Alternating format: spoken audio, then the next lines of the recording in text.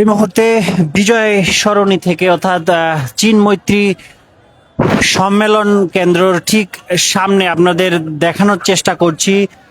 কিছুক্ষণ আগেই যে বাস চালকরা রয়েছে তারা এখানকার যে চতুর্মুখী যে সড়কটি রয়েছে সেই সড়কটি অবরোধ করেছে এবং তাদের যে দাবি আমরা শুনেছি যে তাদের আপনারা দেখছেন যে এই মুহূর্তে এই সড়কটি অবরোধ করার ফলে কিন্তু কোনো ধরনের যানবাহন চলাচল করতে পারছে না। আপনাদের আজকের পত্রিকা লাইভে যুক্ত করেছি, এই মুহূর্তে দেখানোর চেষ্টা করছি এখানকার সবশেষ পরিস্থিতি। এবং আমরা একটু যারা আন্দোলন করছে হঠাৎই তারা আন্দোলনে নেমেছে, তাদের কি দাবি, আসলে কি দাবি নিয়ে তারা আন্দোলন করছে সেটি আসলে তাদের মুখ থেকে শোনার চেষ্টা করব। দর্শক, এই মুহূর্তে বিজয় সরণি থেকে আপনাদের সঙ্গে সরাসরি যুক্ত হয়েছি, সঙ্গে রয়েছি আমি বিনায়ক রহমান। আজকের পত্রিকা লাইভ আপনারা দেখছেন এবং প্রায় 20 মিনিট ধরে কিন্তু যে আগারগাঁও থেকে বিজয় সরণির দিকে যেতে যে চীন মৈত্রীর যে চতুর্মুখী যে সড়কটি রয়েছে সেই সড়কটি কিন্তু ব্লকেট করেছে বাস চালকরা।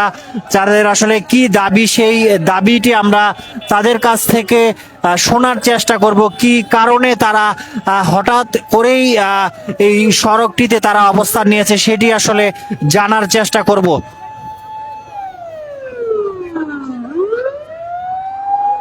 দর্শক, যান চলাচল একেবারে বন্ধ হয়ে গেছে পুরো চারদিক থেকেই, অর্থাৎ আগারগাঁও থেকে বিজয় সরণি যেতে এবং আমরা দেখছি যে বিজয় সরণি থেকে শেওড়াপাড়ার দিকে যেতে দুপাশেই কিন্তু যে দুপাশের যে সড়কটি রয়েছে দুপাশেই কিন্তু যান চলাচল বন্ধ রয়েছে এবং এই মুহূর্তে শুধুমাত্র অ্যাম্বুলেন্স কে যেতে দেওয়া হচ্ছে এবং আর কোনো যানবাহন কিন্তু তারা যেতে দিচ্ছে না। বেশ ভোগান্তিতে পড়েছে হঠাৎ করে এই ধরনের সড়ক অবরোধ, রাস্তা ব্লকেট করে যে আন্দোলন, যার ফলে কিন্তু বেশ ভোগান্তিতে পড়েছে পথচারী এবং যারা যানবাহন যারা চলাচল করছে সেই দৃশ্য আপনাদের দেখানোর চেষ্টা করছি।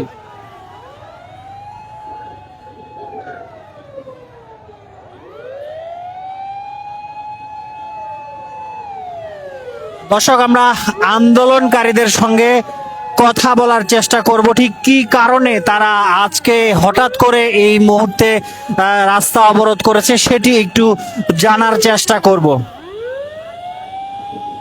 ভাই, একটু কথা বলি, আসলে ঠিক কি কারণে আপনারা হঠাৎ করে রাস্তা ব্লক করলেন? আমাদের বেতন ঠিক মতন দেওয়া হয় নাই, বেতন খোরাকি ঠিক মতন দেওয়া হয় নাই ভাই। ঘটনাটা বলবেন আসলে। পুরা ঘটনা আমাদের থেকে 6 থেকে 7 তারিখ আমাদের ধরে আটকে রাখছে। আমাদের টাকা দিতে 2500, আমরা 5-6 দিন এইভাবে 2500 টাকা দূরে কিভাবে চলবো? আমাদেরকে ফ্যামিলি নাই, আমাদের সংসার নাই, আমাদের উপর সংসারটা চলে। তারা তো না খাই রয়েছে, আমরা তো না খাইলাম, আমাদের ফ্যামিলি খাইবো না?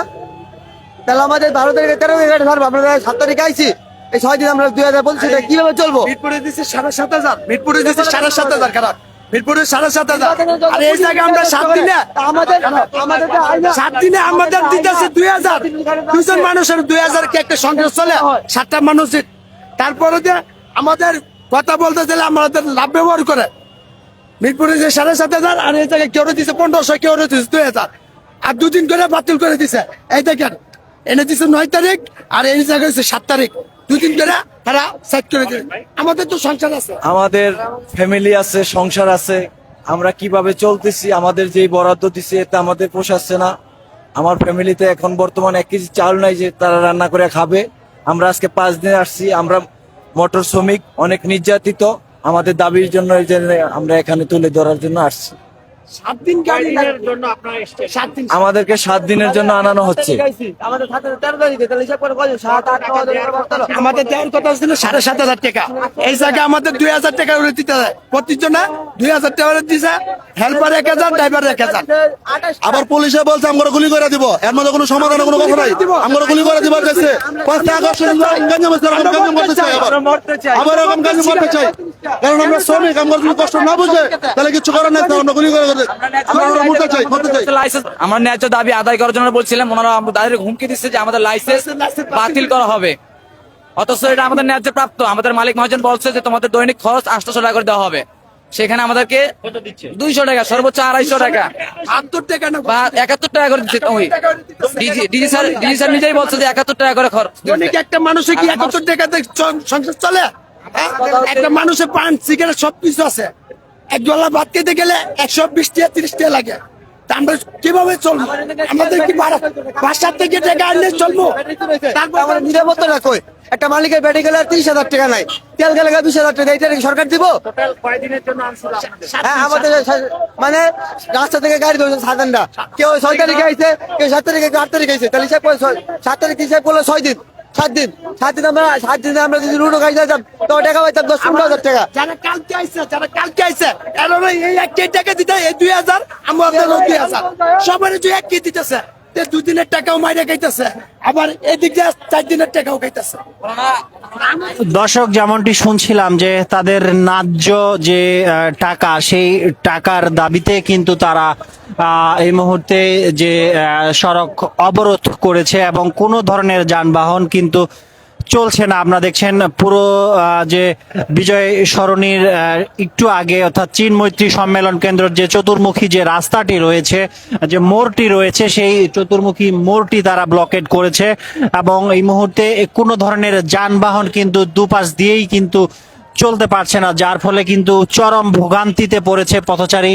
আমরা নিশ্চয়ই জানেন যে আগামীকাল থেকে যে আসন্ন জাতীয় সংসদ নির্বাচন ঘিরে যে সরকারি ছুটি, সেই সরকারি ছুটি শুরু হবে এবং আমরা আজকে সকাল থেকেই দেখেছি যে রাজধানী ছেড়ে নিজ গ্রামে নিজ যে অনেকেই কিন্তু গ্রামে ফিরছে ভোট প্রদান করার জন্য।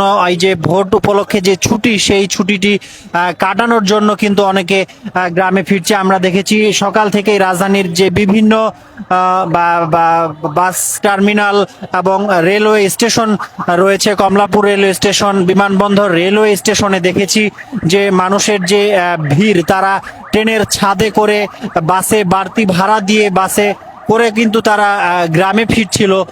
ঈদ নির্বাচনের যে একটা উৎসবে পরিণত হয়েছিল। আমরা সকাল থেকেই রাজধানীর বিভিন্ন বাস টার্মিনালগুলোতে দেখেছি যে রাজধানীর মানুষ নির্বাচনের এই ছুটিতে ভোট প্রদান করতে নিজ গ্রামে ফিরছিলেন। ঠিক আজকে থেকেই আজকের পর থেকে কিন্তু নির্বাচনের যে ছুটি, সেটি কিন্তু শুরু হবে। এই মুহূর্তে বিজয় সরণি, ঠিক বিজয় সরণির চীন মৈত্রী সম্মেলন কেন্দ্রের যে দুপাশ রয়েছে, তার দুই পাশে রাস্তা কিন্তু বন্ধ রয়েছে, যার ফলে সাধারণ মানুষ যারা রয়েছে, পথচারী, চরম ভোগান্তিতে পড়েছে। আমরা দেখছেন যে পায়ে হেঁটে, গাড়ি থেকে নেমে পায়ে হেঁটে তারা তাদের গন্তব্যে পৌঁছানোর চেষ্টা করছে এবং এই মুহূর্তে কোনো ধরনের গাড়ি কিন্তু চলছে না। সেই দৃশ্য আপনাদের সরাসরি দেখানোর চেষ্টা করছি আজকের পত্রিকা লাইভে।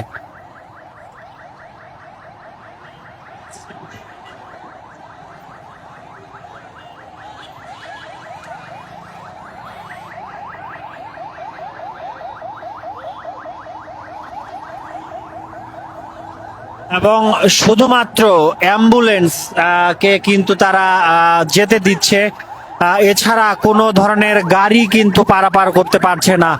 এই যে বিজয় সরণির ঠিক আগে চীন মৈত্রী সম্মেলন কেন্দ্রের এখানে যে চতুর্মুখী যে মোড়টি রয়েছে, সেই মোড়টিতে কোনো